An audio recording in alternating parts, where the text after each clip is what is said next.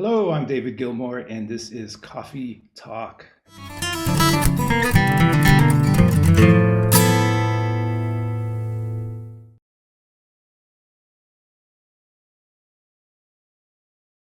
Welcome back, everybody, for another coffee talk. We're here with David Gilmore, professor in the guitar department. Hey, David. What's happening? And Cheryl Bailey, assistant chair as usual. Hey, Cheryl. And Ian Steed, our senior coordinator. Hey, all. All right. Good to see everybody. Um, so, David, it's late where you are, but did you drink coffee today? I did, yes. And how do you take it? Like, what's your method? With my latest is oat milk because I don't do much dairy these days. Mm-hmm. So I'm an oat milk kind of guy, and my I do sweeten it a little bit with what am I using now? Sometimes some kind of sugar, brown sugar, or it's the liquid stuff, agave. Oh, nice. Sounds a little weird, but yeah. Coffee's not the same here. I kind of miss I don't know. I haven't found the right coffee here yet. So, tell everybody where you are, if you don't I'm mind. in Berlin, Germany at the moment. And Uh, they make coffee differently there? I mean, I think I just have to find the right one. There's got to be. My wife likes this kind that we get this at this, uh, organic store. So try to get it without the chemicals and stuff. So whenever you're looking for stuff like that, sometimes it's a bit of a hunt to find, the stuff that tastes good as the chemically induced variety, you know. You need So, to find the Italian neighborhood and make well, that. but it'll be, I mean, right in the market, right around the corner, they have Italy, they have all the great Italian stuff. But I'm like, "Ugh," so trying to rid myself of, but it's good stuff. I miss it. I miss it. Yeah. That's No coffee great. now, though. I'm having herbal tea now, or what is this? Hibiscus. Oh, Yeah, nice. yeah, it's Nice. nice. So one of the first questions we ask everybody is if you could think back to your first days at Berkeley, does anything stand out to you, or what do you remember about that time? First days. Let's see. So this was 2006. I started in January. Mhm. Um, yeah, I mean, I remember.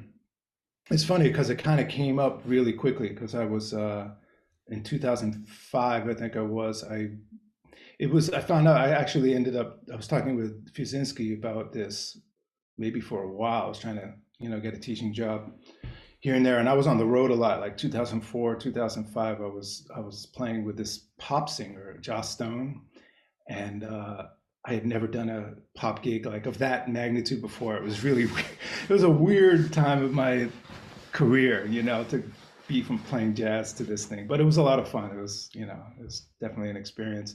But it was kind of winding down, and so I was just kind of looking to see what the next thing was. And I talked to Fuse, and he put me in touch with Larry, and Rick actually, and talked to them. And did I come in? I can't remember if I actually came in. I think I did come in and met with them for the first time.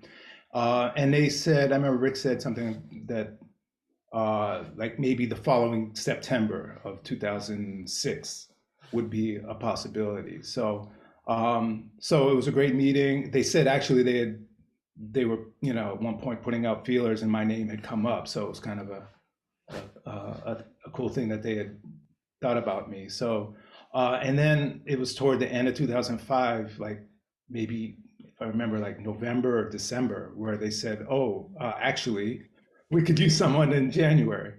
And it was perfect timing because that was like the end of the Joss Stone thing, at least for some time. And so yeah, so I started in January, and I remember kind of yeah, yeah, I was just kind of thrown in there a little bit. I didn't know what to expect. I mean, I knew it was going to be private lessons. I was teaching, was it one? Yeah, I think I had one class, which they don't have anymore, which is the sort of advanced prep. I Yep. forgot what it's called, but anyway, so and Larry just said, yeah, he just, just go in there and talk about what scales, chords, arpeggios, and that kind of thing. I don't even know if I had a syllabus or anything like that. I think maybe I saw the general outline syllabus or something like that. So it was kind of like I mean, I've been teaching at other places, but usually private or master classes and stuff like that. But so anyway, I mean, it was it took a while for me to just kind of organize things and everything, but it was everybody was super cool, and you know um, yeah, it felt at home because Boston. I grew up in Cambridge, so it was really cool that actually to be spending time. I stayed, as I still do, with my father, and my mom was alive at the time. She passed a year later in 2007. So it was actually just really a great chance to spend time with my mom, who on a weekly basis, which I hadn't done in a long time.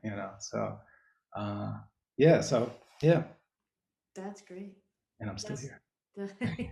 Thank Fast goodness. forward. Um, It goes by fast. Crazy. oh man, 2006. Jeez. Wow. that's amazing. It's Yeah. amazing to think that that was a long time ago now. Yeah, that was like 3 years ago, I right? know, right? That's what I thought until I counted, and it was like, wait, a 16. Yeah. Wow. Yeah. Yeah. So that's really interesting that you bring up coming in kind of like you knew people who taught here, you had a sense of the place, you knew Boston because of your family Yeah. and because of growing up. And then you did study with John Boboyan, who was Privately. a teacher here. Yeah. Yeah. But then in another way, you're coming And from. Randy Roos, too. Oh, wow. Studied with Randy. Yeah. This is like before I went to college, I think, like in my high school years. Oh, that's cool. Yeah. And then you came from a different part of your career to start at Berklee as a faculty member. So I'm wondering, like, as you were getting your own teaching method together to sort of figure out how you're going to teach what you do, and from your perspective in the guitar department, what were your impressions of just how everything, like, what kind of students come, and just what the curriculum was like, and did you have a certain idea of it? Were there things in there that you think are really important that you kind of grabbed onto and ran with? I mean, Chris Buono, actually, he was teaching here at the time. He really helped me out a lot, beforehand, and prepped me on all the proficiency stuff and what to expect and everything. So that was really, really helpful. Infused it as well. So I had that advantage, to look into it. And when I got here, it was, I could see it was a very well organized curriculum. And, prior to that, like I said, mostly, I mean, I taught, mostly private lessons through New School and City College and master classes and things like that. So this is kind of new to me in terms of having like, curriculum type of thing set out, but I found it to be, very, very organized. I definitely had to do a little homework myself. I wasn't hip to certain things, the triad cycles and things like that, that they were doing. So yeah, so it was. I learned a lot in that first year, as which is great, and I'm still learning, of course. Yeah. So fast forward there and on that thread, and can you tell us a little bit about some of the classes you've written, and what kinds of things that you wrote? Yeah. Well, yeah. I mean, over the course of years, one point I had like a funk guitar thing that I did for a couple of years, which was a lot of fun. It was a lab when labs were like 2-hour labs, and then actually early on, I had I started out 1 day a week, and then it was 2 days a week in the fall of 2006, and then I started this advanced rhythmic concepts class. I don't even know if it was called that back then. I think it was though. And that's just something that I've put together that has sort of been like, an amalgamation of the music and the experience I've had over the years dealing with artists that deal with odd meters, polymetric stuff. It's amalgamation of a lot of style. It's kind of not even stylistic. It crosses all. We play like some Eddie Harris stuff in 5 to Mahavishnu to Steve Coleman and a whole host of things, and it varies, of course, on any given semester with the level of students. So I always twisted. So that was like the earliest course I think that I designed, and I'm still teaching it now. It's a guitar ensemble. I did a Zappa lab for a little while, which kicked my own butt because I was learning about, I was just sort of I'm sure you guys have done this where you kind of want to learn something, and so you design a course to to learn and yourself, and then you realize, oh shoot, oh my god, this is some deep stuff, and Zappa's deep. So I had some students that knew a heck of a lot more Zappa than I did, I have to admit. But it was a lot of fun. It was like, full every semester. People loved it. And at that point, I think there were 50-minute lab when it turned into that. So, what else have I done lab-wise? The funk thing, I think that's pretty much it. And then I've been involved in the Berklee Global Jazz Institute for a number of years now, coaching one of their ensembles. And that's really been like a lot of fun. That's, great musicians come through there from all walks of life, all parts of the country. And I really enjoy that a lot. Really cool. And the other thing that you've taken on now is some of the advanced guitar performance for performance majors. And I think, some of what you're saying leads into that everything that you're writing comes from something you're interested in learning or something that you've done professionally that you're working on. And in that particular cohort of people, I think that's what, it's a lot of performance majors who are hoping to follow you in that some fashion, in that idea of having performance be a part of their career. And when you sort of started taking that on, did you think specifically about certain things that you think are really essential for people? Yeah, of course, it started as an online thing because we're in the middle of the online thing. So I'm eager to I always envision because I know Mick Goodrick is doing it in person. So I can't wait till that day to do that because this needs to be done live. Music is a live experience, personal, and so I'm trying to adapt that for the first time in this new course. It's been a challenge, but I've been just coming up with real world practical musical experiences to bring to them and sharing as much as I can my own experiences, and covering the basics. I'm still feeling myself out there because of the level again, so it's always a balance. Like you don't want to hit them over the head with too much advanced stuff, and so I'm adjusting things as I go. But it's a mixture of I always bring tunes into the mix. I'm basically working with jazz standards of sorts, and on various levels. So even though the styles are different, but that's kind of where we start from. Yeah. Hey Cheryl, what's on your mind at this point? Well, David, I think what's so great for your students is that you've had this incredible career as a side person, and what you teach comes out of true wisdom of that experience. I mean, you've been with Wayne Shorter and Cassandra Wilson and Uri Kane and David Sanborn. Like that's a big mix. And then you're talking about that pop gig. So you've spent, you've built your career on, and also being a leader too. So I guess my questions for you, and also just before I ask the question is like, I just think that's the best experience for a student to be able to come in with someone who has lived this like you have. So what are the musical, I guess, two sides of it or a couple sides of it? What are the musical skills that you feel are crucial to develop for people that want to pursue that type of career? What are the personal skills? And then if you think about them, do they differ when you're a side person or when you're a leader? Oh, wow.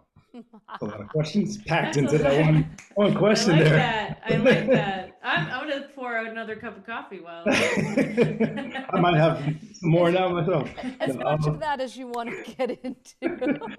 Well, before I forget all of it, so on the musical level, I mean, I'm a firm believer in, all the foundations and going back to the basics and covering those things as I do in my own practice, with arpeggios. I'm always trying to find different things to play scale wise. And, lately I've been even, visiting the bebop scale, which, checking out some Berganzi stuff, which I've, and looking at just that angle, which I never really did actually, so I always share that, the basics, and how that fits into whatever level they're in. Um, on the what was the other thing on the like on a Well, I guess, professional? if you find, I mean, did you have to come in for rehearsals and be able to read stuff, or Oh, things okay, like yeah, that? Things that will take you to be that person who gets called for the gig. okay, yeah. Well, you know, I I love it when I talk about, or when I'm asked about that, like, uh, what does it take when is it a student who wants to go to New York, and they ask you, so, what is it like? What do I need to know? What did you do? And that kind of thing. And I've had many, many sit down conversations with, the whole lesson or series of lessons is almost exclusively about that because that's just as important, And so, yeah, I give them full disclosure, that I went to NYU, so I was already in New York studying and I graduated and I was a manager of a bookstore for a year before I and then I was, I started playing. I was touring actually the day before my graduation. I went to Europe for the first time on tour with Steve Coleman, and that was like a month-long tour. So I was like, "This is my graduation," So it was And the some, best. and I mean, if people don't know Steve Coleman, that is some incredibly complex music. Talking about odd meters and key centers and stuff like that. So Yeah, yeah. It was a learning, kick-ass experience, and so I tell them about that and that I was working a full-time job, for that first year and a half or so. Then I took a word processing course so I could do temp work, and then I started doing that, and so I could come back and then go back on tour. And then eventually I was able to wean myself off of the day gigs and do music pretty much full time. Um, the main thing I like to say, and a lot of musicians don't want to hear it, is I really try to separate the music from the music business, at least in your mind. There's music and then there's commerce. There's business, and so of course all of us want to make a living financially doing what we love best, doing music, but not to get discouraged and feel like you're unsuccessful because you aren't achieving it financially doing music. Which as we know, many famous people have gone to their grave not making a living, doing music. So I mean, Charles Ives, he was a Wall Street financier, mhm.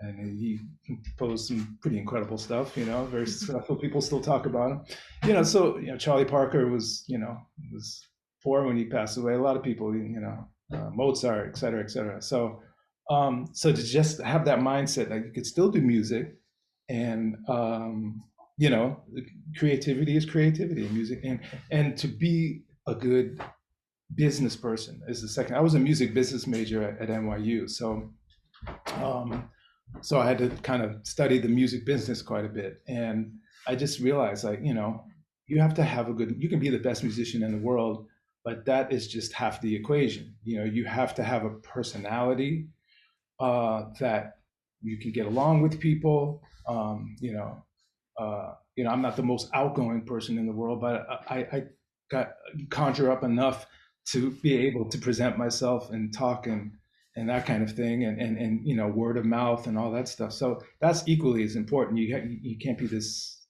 socially awkward person practicing in your closet all day, and expect to be. Well, some people get there that way, but your chances are minimized if you're in the closet, not going out at jam sessions and meeting people. So there's that, the social aspect, and of course being ready with everything else. And I think you asked me about playing in different styles or different. Well, I mean, do you have different goals or ways that you work on being a leader as well? Or do those things sort of spring up in terms of you've gotten your name out as a side person and then that gave you some visibility to do your own solo thing? Or how do you think of yourself more as a leader or side person? I have to say I think of myself more as a side person because, and I've over the years I've just realized that's kind of what I feel, to be honest with you, most comfortable. It's tough being a music leader for many reasons, financially, you have to sometimes take the hit, but the other thing is, I don't know. I mean, I think there's just certain people that are sort of naturally gravitate toward that. I'll use Steve Coleman as another example because he's someone I could not see as being a very prolific sideman, and he hasn't been. Well, I mean, he has had his Simon gigs with Dave Holland and Dave Holland. No, not too many people. No, he's done some things with people, but it's yeah. I mean, he has his direction musically, very strong direction. He's created his own musicality, and so I honestly, I don't have that like super vision. This is what I want to do. And not that you even have to. I mean, actually, I love playing in different styles, and this is what I think makes me a good sideman is that I just enjoy playing different types of music. I grew up listening to different types of music, and I love getting in the shoes of other styles, other people's music, and trying to do the best I can in that style. I find that to be really rewarding and challenging and fun. So not everybody is inclined that way, musically or personality wise.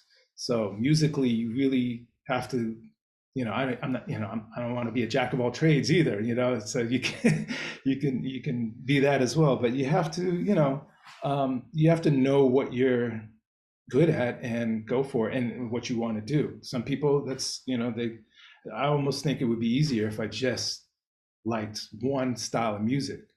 Life would be a lot more simple in a way. So back to the leader thing, it's sort of been a slow evolution. I've seen a number of critics accuse me of having an anemic output in terms of musical output. I'm like, okay, yeah, they use that word, anemic. I'm like, really?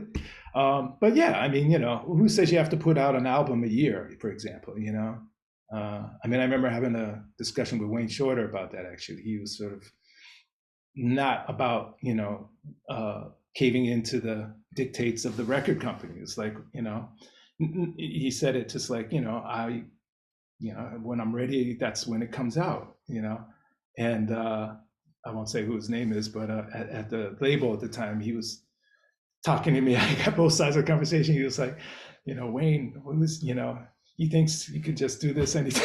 I'm like, yeah, dude, he's Wayne Shorter. He could do it anytime he wants. It's crazy, So, anyway, I'm rambling here, but no. That's all really important. But also, I am curious. I mean, you worked with Wayne Shorter. I mean, he is a Wayne Shorter. He's an iconic genius. Yeah. I'm just curious, for my own curiosity, any things you could share with us about that experience, or even how you came upon that gig. How did Wayne Shorter and you cross paths? I came upon that gig because he was doing the High Life album recording, and I guess it was 94, 95. And Will Calhoun, drummer from Living Colour, is on the album. And he was out in LA, and this is what they told me. And Marcus Miller was producing it, and I knew Marcus from doing stuff with Sanborn. And they told me that Wayne was in the studio. He was sort of gesturing like air guitar, and but he wasn't saying like, I hear guitar. He was just doing this like every once in a while. And so apparently they asked him like Wayne, are you hearing guitar on this? So Will Calhoun recommended me, and Marcus Miller was like, yeah, call Dave. So I sent him a cassette tape, some of the stuff I've done over the years, and I got a call like some weeks later, and it was Wayne. He was like, hey, this is Wayne Shorter. It's like, I'm like, ah. And Really, he's, that's definitely a ah. yeah, it was crazy. And then he said, the next thing he said, you don't waste any time getting to the point, do you? Which I think he meant musically, you know. 'Cause I try to, of course, send him like, you know, my best stuff. So yeah, I was like, you know, and then they flew me out to LA, and they had already done the main tracks for the CD. So it was just me and him and Marcus doing the overdubs to that. And then the following year, no, we recorded end of '94. Album came out in '95, and then we toured in '95, and through '96, and then I did some gigs with him in '98 as well. Um, so yeah, I mean, it was great experience musically, and you know, just as a human being, he's such a sweetheart. He's such a darling person, and he's still sort of, I feel like he's like a second father. You know, he's just someone who I just feel is yeah, like I've never seen him get flustered or lose his temper or anything. He's got a great sense of humor, great energy. You know, just an amazing, a very unique human being on this planet. And yeah, what can you say about Wayne? You know, yeah. I have a question about that. When you have that kind of experience and you're a side man on that record, how do you go about kind of thinking about how your part is going to be created and fit in? Do they have did he have a real idea of what he wanted you to sound like musically? Did you come up with that Yeah, together? well, Like how did that work? I mean, he wrote out guitar. I did a lot of melody doubling on that, so he wrote out the stuff by hand. Like I still have his charts. Like you know, they're like reams of paper, meticulously written. His you know penmanship is amazing. He's an artist. So he had parts, and then in the studio was like I was sweating bullets. Like this is a good lesson for students to like learn how to read because Marcus Miller had me reading stuff he was taking because there were a lot of things that just on the fly Marcus was saying, okay, I want you to grab this chord from the piano, you know, and he showed me the piano chart, you know, and I'm like trying to figure out which voicings, you know, because they're all stacked seconds. I can't play everything, you know, so I had to get the essence of it. So that was like one of the hardest sessions I've ever done. It was just like real pressure, but Marcus was amazing, you know. So there was a combination of worked out stuff and you know on the fly, like okay, boom, and then you know they had me improvise some lines and fill you know, stuff. I don't think I took a solo per se on the record, but there's some like solo fills and stuff like that on the record.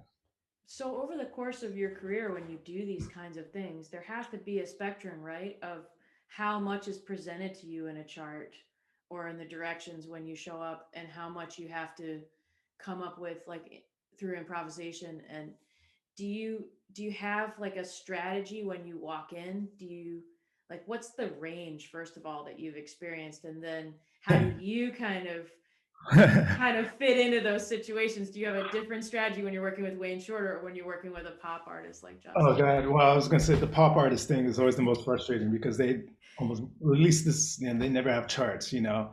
So whenever it's a pop thing, it's like they give you a you know recording. I'm like, you want me to learn all this stuff by ear, you know? I mean, of course I can, but it takes like double the time, you know, and then to remember it. So I have to end up, you know, some cases I have to write the whole damn thing out myself, you know. And if it pays well, I'm cool. If it doesn't pay so well, I'm like, can you guys give me a chart, please? You know. So I mean, I've had to turn stuff down because it's like, look, man, you know, come on, give me some more here, you know. But yeah, I mean, every situation's different. I mean, from the most, you know, I remember like Dave Douglas, who's got like, you know, really he knows what he wants. He's got it well written out, um, you know, clear direction, and then you know you can fly from there to yeah, like total disorganization. Ronald Shannon Jackson, that's one example.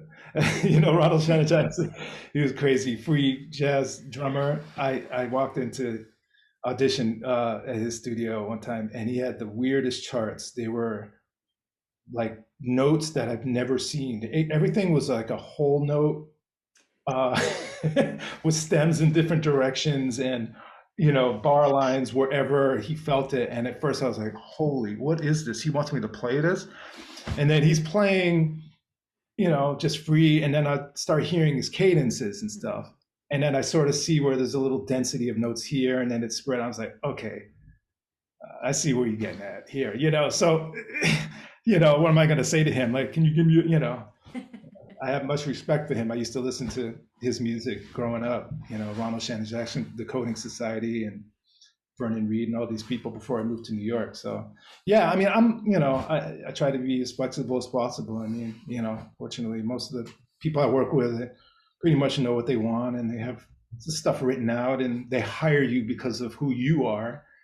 And, the only auditions I've ever had have been pop gigs because they don't know who I am. I'm just another guitar player, on the street. So it wasn't like Joss Stone and band, it was Joss Stone, and, never mind. So yeah, the only times I've auditioned have been pop gigs, never a jazz gig.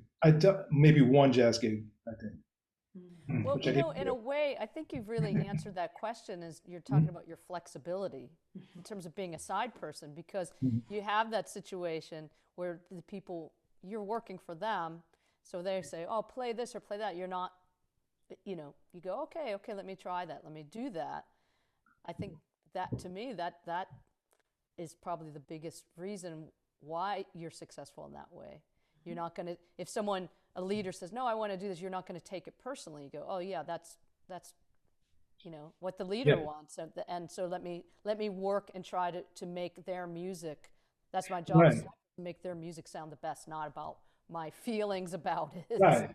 And that's why, you have to have the right attitude to be a sideman. You can't let your ego get in the way.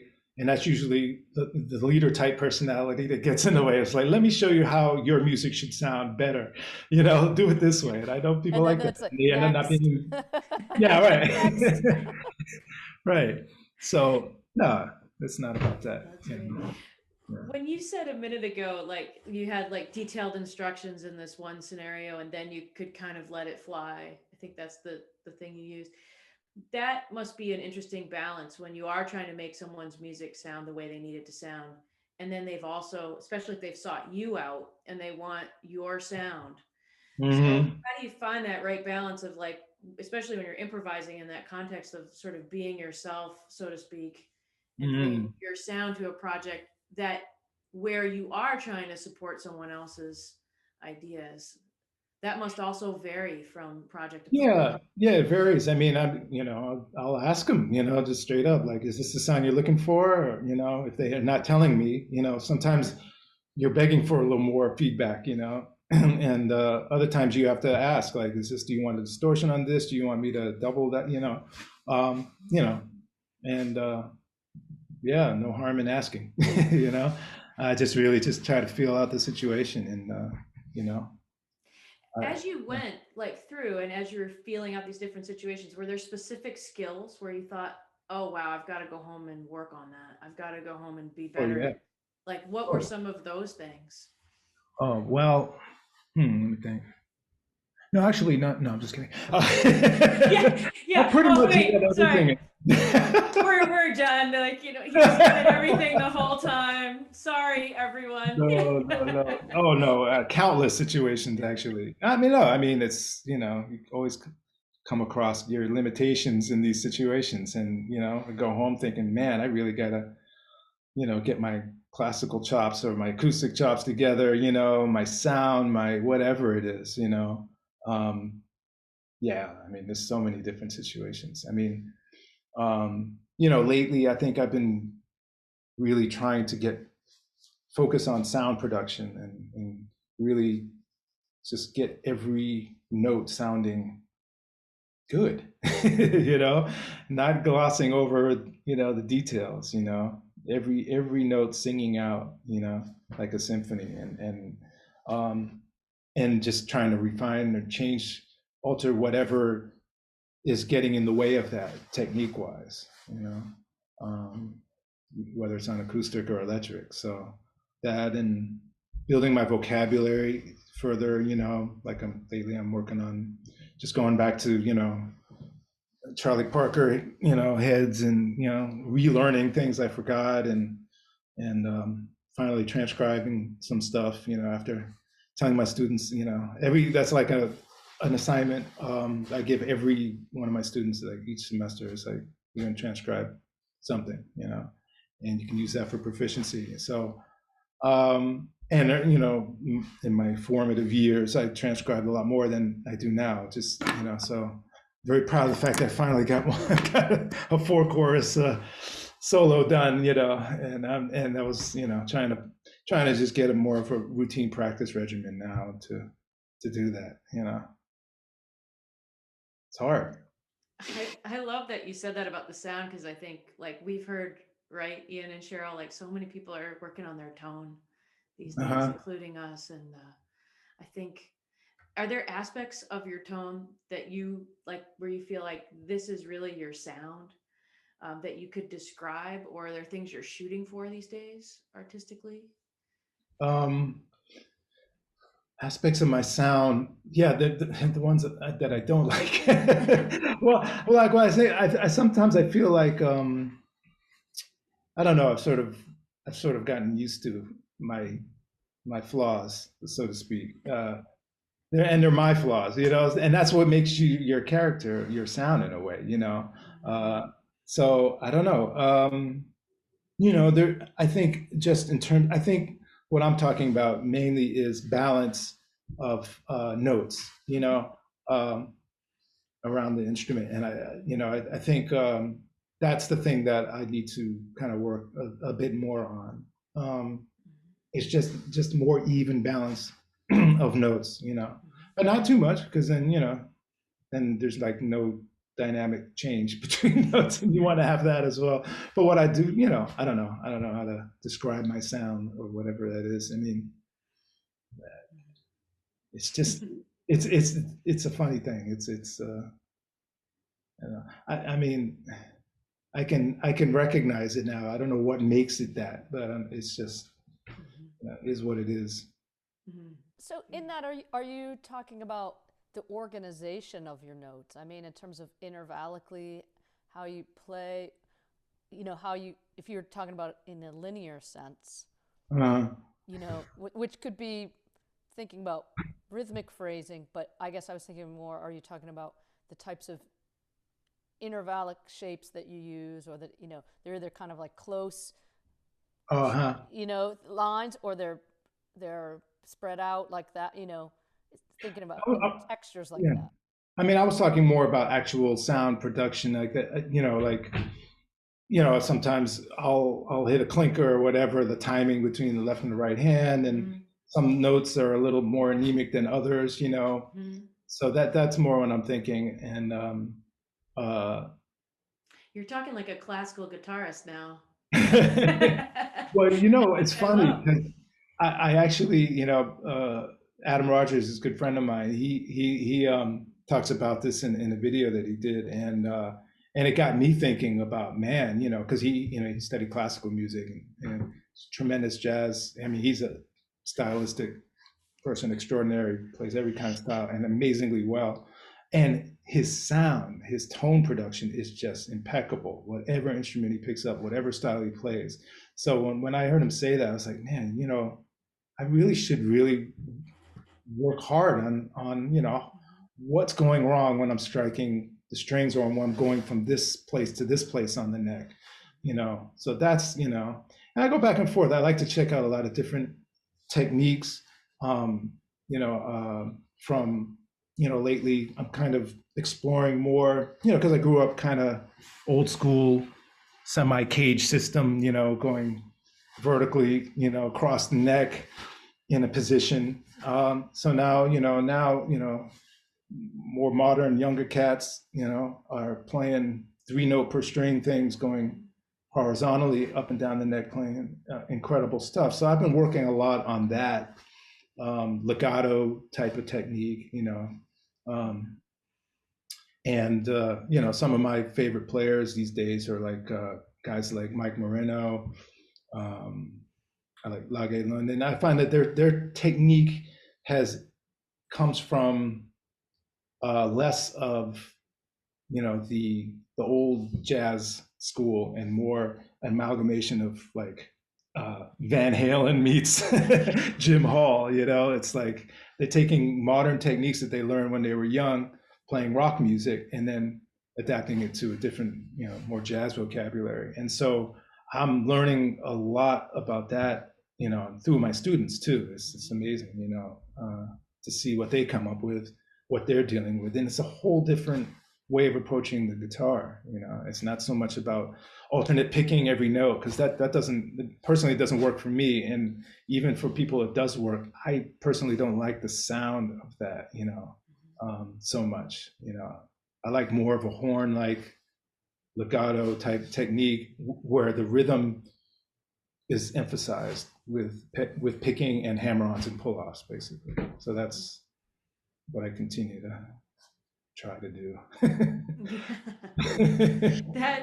That's really interesting, because just right in there, there's so much texture and timbre and Yeah. differences in your tone, which is actually something I've always loved about your playing, like coming from the classical side. Mm.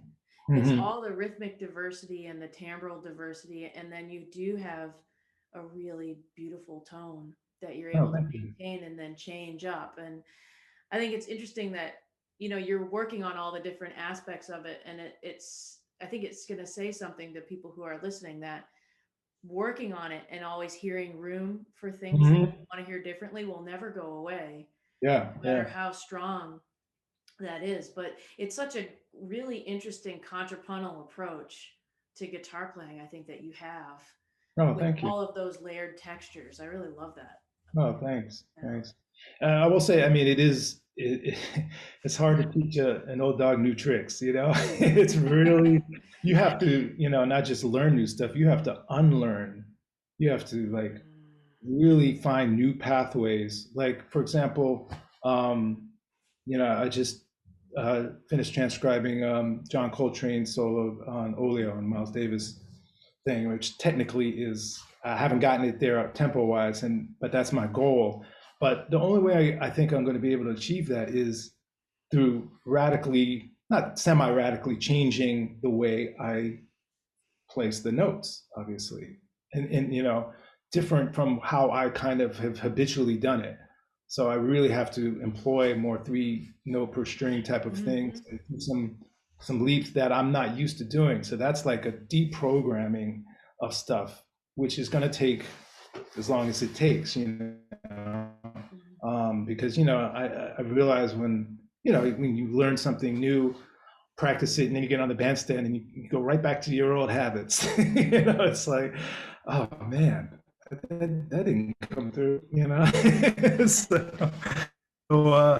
so I'm working on trying to unlearn the old habits and get into some new habits. And the other thing is, really continually trying to train my ear to go, my fingers to go where my ears are telling to go, rather than the other way around.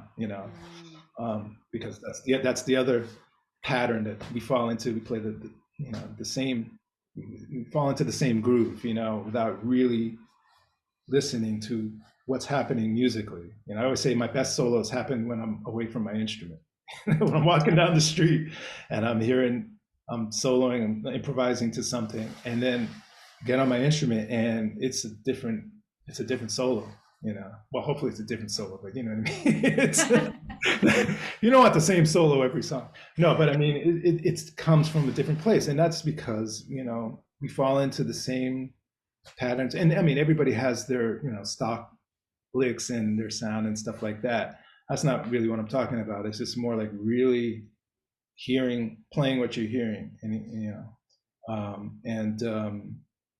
yeah. So that's part of what it is.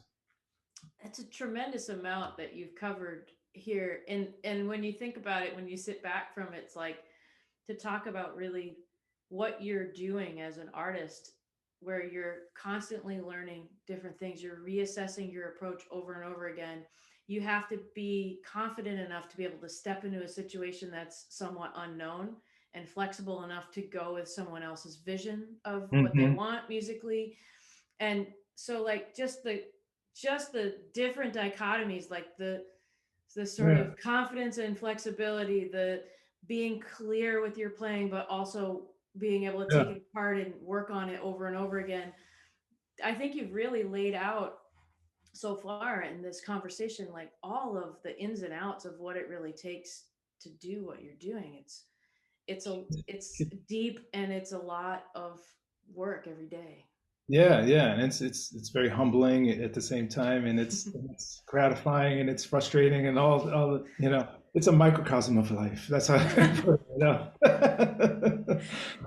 It's no, but I'm seriously. I mean, I've been thinking a lot about this, I guess, in that whatever we do musically, and that's another thing, I try to talk to students about sometimes, if it comes up, usually in the should I move to New York conversation or something. It's like, or students who get frustrated with where they're at and stuff, and I tell them to sort of just like pull back a little bit, and don't take yourself too seriously. This is music. We're not at engineering school here. This is, I mean, this is music. This should be an enjoyable endeavor, no matter what. And so I have to, sometimes remind myself of that, because it can be very competitive, and you find yourself comparing yourself to people and all that whole thing and stuff. So you know, uh, it's you have to remind yourself what is it that you love about this profession, about doing music. It has to get back to that, Mhm. to that initial love of music, um, and trying to, not let ego get in the way of your playing. And I like what Kenny Warner is doing, with his effortless mastery class. I don't know if you guys have had a chance to check out some of that stuff. I've been a fan for years.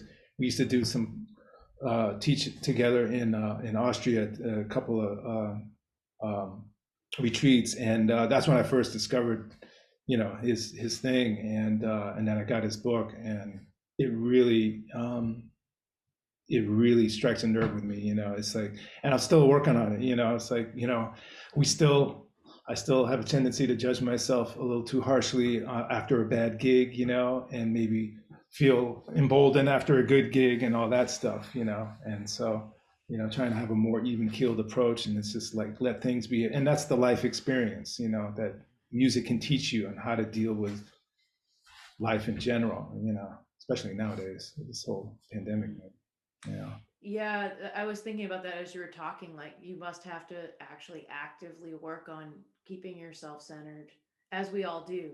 But Mhm. that seems like something you've worked on over the years.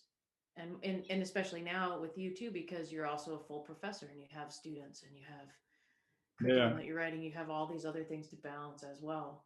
So do you Yeah. find that that process has grown and changed for you over the years too? Just Yeah. like Yeah. that, keeping yourself healthy and centered. Yeah. I mean, I'm trying, trying to keep things balanced as much as I can, and through whatever means, meditation and just reflection and stuff, and you know, um, yeah, it's yeah. Time is my thing. Is time is managing time, and that's something that I'm trying to get better at. Which is really important. As I was saying, like one of my New Year's resolutions is I'm going to practice. I think I started out with 4 hours a day, and that's been a struggle just to get that together. The thing, I thought it would not be so hard, but it is. But and so those kind of things, which is really time management, organization, and those are things that I try to keep working on, because it's important. If you have certain goals, you have to have some time management. That's always been my Achilles heel, so to speak. And that's another common question that students ask is like, how much should I practice doing this and doing that, and I don't have a set answer for that, because I don't know myself. It's like, really, what are your goals, and what, you have to self-assess. You have to have the ability to assess your own strengths and weaknesses. I can give them some guidelines, but at the end, it's like only you can really know, um, Yeah. but yeah, I say not to waste too much time on necessarily always technical stuff. If I see they're wasting too much time just doing technical things, that's not good. Technique is great, but you can synergize that with playing like Donna Lee or something. Learn a song and work on your technique at the same time. And so I always try to synergize my practicing. Yeah. Ian, I feel like David's starting to answer in a lot of ways the question you always ask. Uh-oh.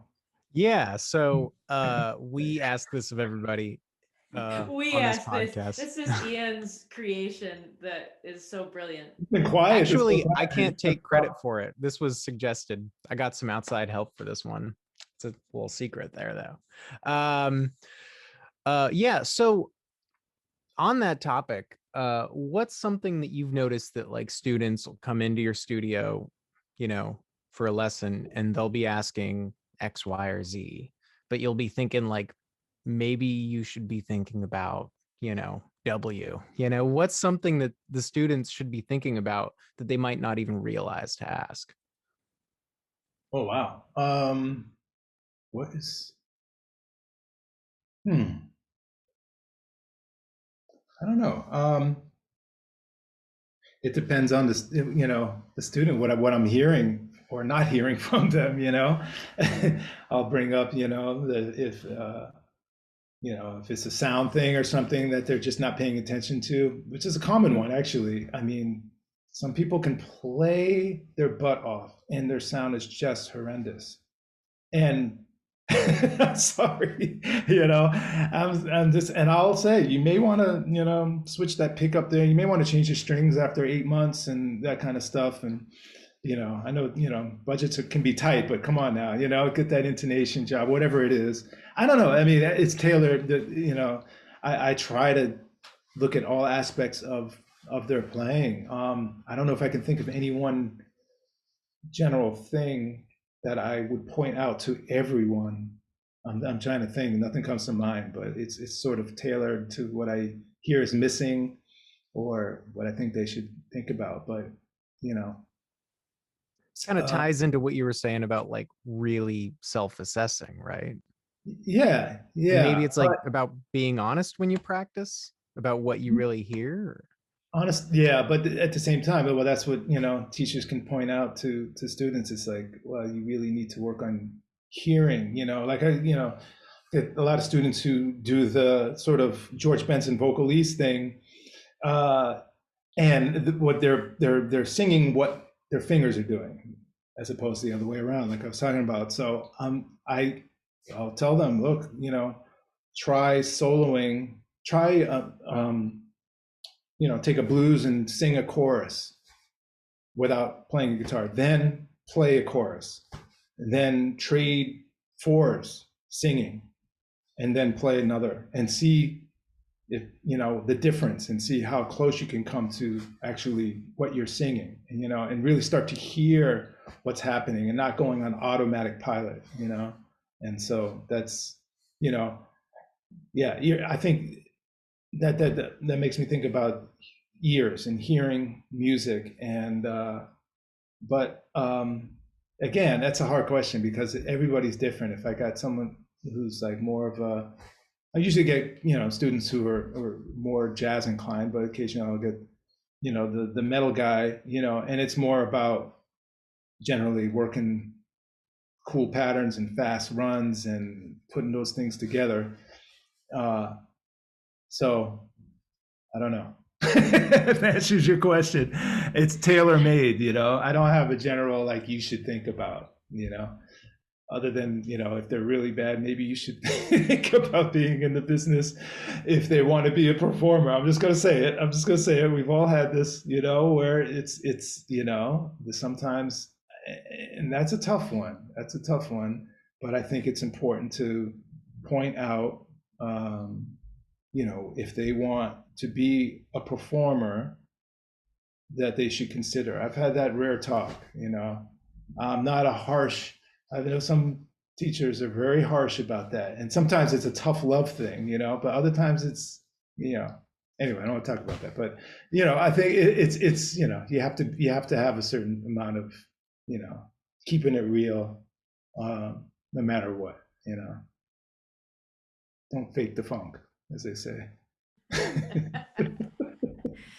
I mean, I like that because I think, like Cheryl asked about, I want to hear what you think about this too, Cheryl. She asked you about, like, what about your personality helps you be successful in what you do? And I think you're showing us, not just as a side person and professional player, but as a teacher, that there's a myth sometimes that you have to be like this very big kind of harsh personality to be successful as an artist. Oh, well, they're an artist, or but you have a really, really kind of beautiful way of being able to be at the top of what you do and be strong about it, but also be kind. And Hmm. even if you're saying to someone, hey, listen, maybe this career path isn't what you think it's going to be. Maybe you're not working or hard enough, or you're not developing certain skills that you need, and you're able Right. to communicate that, but not be Not like harsh. a soul crushing harsh person, and just be honest. Yeah. You found a way to. And then there's the other myth, well, if you're really nice and agreeable, then you can't possibly be good at what you do. And so you have this way of kind of coming in and being really friendly and honest and kind, and then just you could melt someone's face off with your guitar if you wanted to, or move us all, like within 2 notes. And I think that's really important for people to understand, that you can be yourself, and you can be a kind person, and be someone who is really easy to work with, and also be Yeah. one of the strongest, deepest I players. found that the best musicians are usually the nicest people. Yeah, I think so too. What was that? I take that lesson, Hmm. like Wayne, for example, they're just the nicest people. They don't have anything to prove, they're badass. They can melt your face off with, but they're not about that. They're just giving, usually very generous, giving people. I mean, at least the ones I'm Hmm. most interested in emulating, both musically and personality wise. Right. And then you have the other ones. you know, Yeah, and you can appreciate I can appreciate it on the yours too. musical level, Yeah, and yeah. and all that. So Well, it that's seems like you do. You find something to appreciate in each yeah, situation, and then you can gravitate to the ones you yeah. like The the worst best. is the guy with the attitude, who can't play. That's, Yeah, don't be that, right? no, no, don't be that. At least be good or be nice. One or the other. Both is preferred, Both though. would be preferable, but Yeah. yeah. Cheryl, what's on your mind at this point? I think you've shared some really really deep stuff. I mean, just about with that stuff that you're talking about, self-assessment, that it takes that courage to be able to do that, to be able to sit down with yourself and recognize your weaknesses, and that does make you a deeper player, and that you spend your time looking at those things, which is the hardest thing to do, because if you just want to put on a shuffle and play some blues because it feels good and you're good at that. Yeah. But if you're really seeking to go to those next levels, you have to sit down and go, well, I don't know the key of E flat, or I don't know this, or this Yeah. sound. It takes that takes a lot of courage and a lot of humility to do that. Yeah. You Yeah. know? But Yeah. that you are able to encourage students to do that, to guide them to do that, because that can be the hardest thing. Because yeah, I just Yeah. want to. And I just want yeah. to jam, and it's fun and it feels good. But if you're really here to take yourself somewhere else, so for you to be able to guide them is great and amazing. And I also would add that the thing that's lacking, maybe that Ian answers your question. I often tell them patience, patience, patience, because that's lacking today. It's just lacking in the world, And I understand it. We all want to get good as fast as possible, and it just doesn't always happen as quick as you want it to be, and I mean, when I got to NYU, I got my butt kicked. I was like, this is New York. This is like, wow. And it, it's just, it happens when, everybody grows at their own pace. And, you have to be patient with yourself. And those things take time, and you have to use your time wisely. So that's all the above. We want instant gratification. One of these days they'll come up with that crown that goes over your head, and you can just like program Pat Martino in you, and then you can just like play just like him. But until then, I'd like one so I could play drums like Elvin Jones personally. that would be cool. I took your advanced rhythmic concepts lab, and I got destroyed in that class. I got I was like, I got rocked in that class.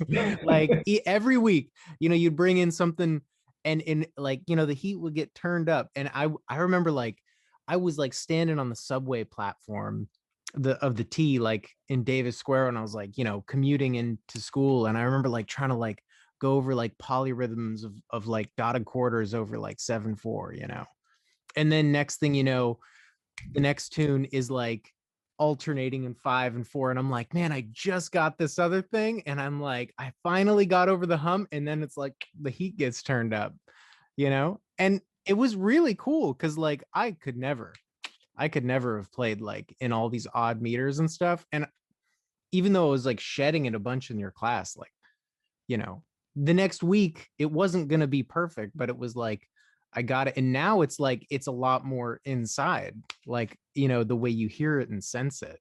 So like, I really, yeah. And it's funny, you talk about like patience and like the humility of it, because, you get something worked up and you're like, man, I'm like happening, right? Like I got this thing, and you've been shedding it, and you get this thing, and then you move on to the next one. Right. And then it's like, how am I going to put this on the guitar? Or like, where should this be? And now I feel like a beginner again, right?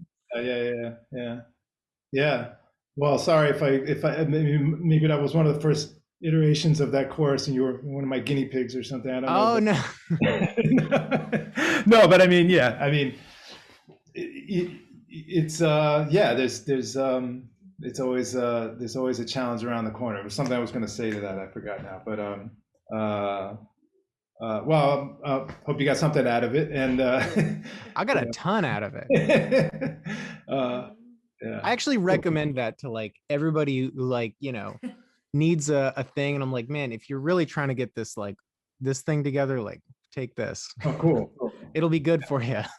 No, I was going to say, yeah, a lot of people, it's funny that they seem intimidated by when it comes to working on rhythmic aspects of music. And I think that's just in general not worked on or studied as much in university setting, musical setting, as harmony and theory and all that stuff, So it's changing now, but I have a question for you about that. I mean, in terms of odd meters, when you look at other cultures, Eastern Europe or South America and African cultures, the what we call odd meters, usually part of dance and folkloric dance and stuff. And really, as pop culture, we don't have dances in 7, or we don't have dances in 9.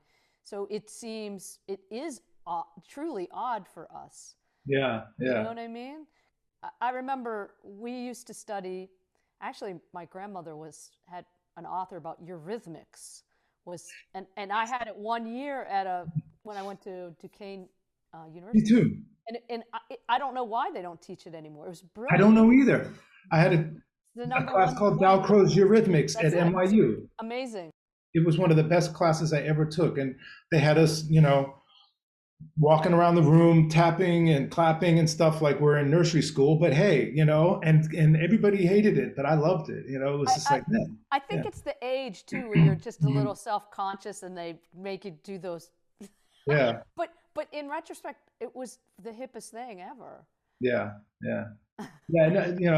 Nothing I would say nothing is hard. It's just unfamiliar, you know. And as you said, you know, that yeah, there's folk songs and dances in 7 and in 9, and you know, and they don't have a problem with it because they grew up with that. So it's just unfamiliar, you know. So people are often intimidated by, you know, odd meters and rhythmic stuff. But that's, you know, you listen to where music's headed now. There's such a incorporation of that now in jazz, you know. So it's important, you know, and You it's know, interesting. It's the next horizon, I think, you know. Yeah.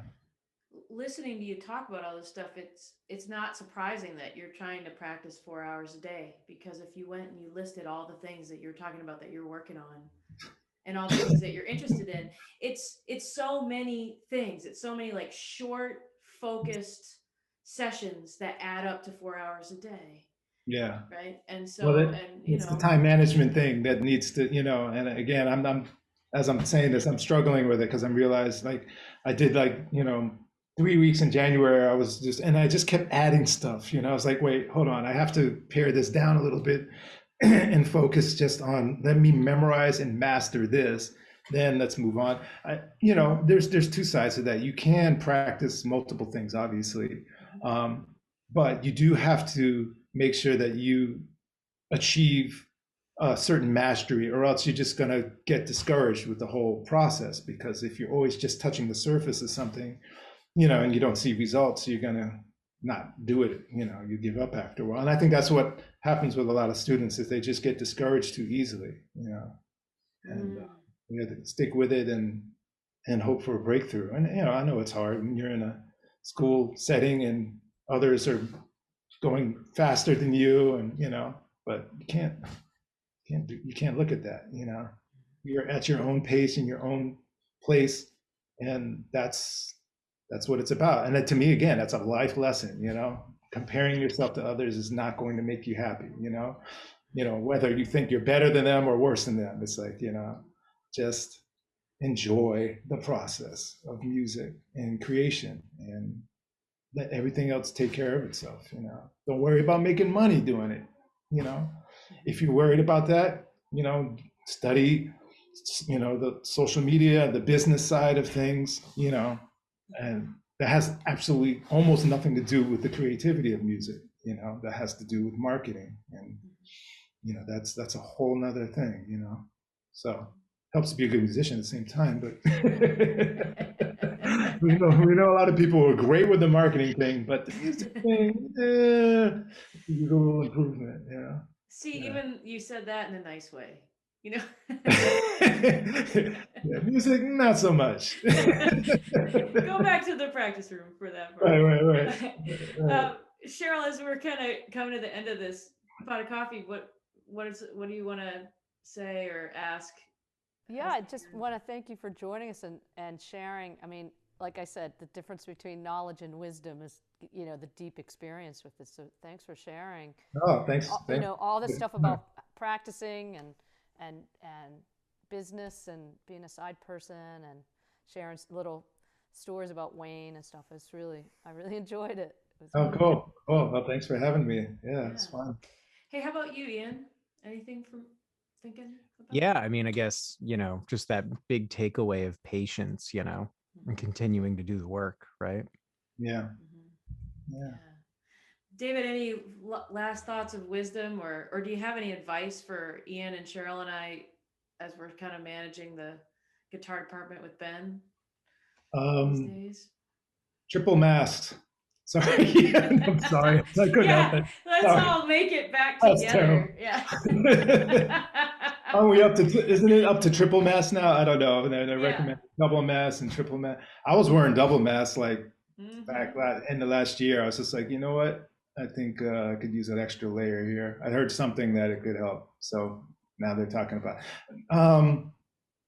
No, I mean, thanks guys for, you know, keeping things moving and well-oiled machine, and, you know, and keeping the spirit going and just keeping things moving along. I know you guys been working your butts off and it shows, and, you know, I'm just really happy that you guys are at the helm and making things, you know, keeping things going. And I miss, you know, I miss the interaction with everybody, and I can't wait till we get back to that. Sorry I couldn't be there this time, but definitely I think September is going to be the turnaround time, and yeah. And my mug is somewhere in the office, I think. I'm trying to remember. I got a different one Yeah. here. Well, we learned that in an earlier session that Jim Kelly he labeled his with his name on it with the label Uh-huh. maker. So if yours is there as well, it should be distinct. So you don't have to worry about other people having used it while you Okay. were gone. I think I But got we'll send yeah. them to the cleaners when when we all get back. We'll get the dust off them. Yeah. And look Yeah. forward to seeing you back. It's been strange not to come in on Tuesdays and Wednesdays and see you at the coffee. Yeah. Yeah. Yeah. So you guys are there like switching off then, yeah. Cheryl's there. Cheryl and Ben are there right now, and Ian and I are going to go check on the ranch in the next couple Excellent. weeks. So, Cool. but thank you so much, David, for All being right. with My us pleasure. today. Cool. And everybody else, we'll see you next time on Coffee Talk. Cheers, There you go. everybody. Cheers. Thanks, David. Thanks, Ian. Ciao. Bye. Thanks, Cheryl.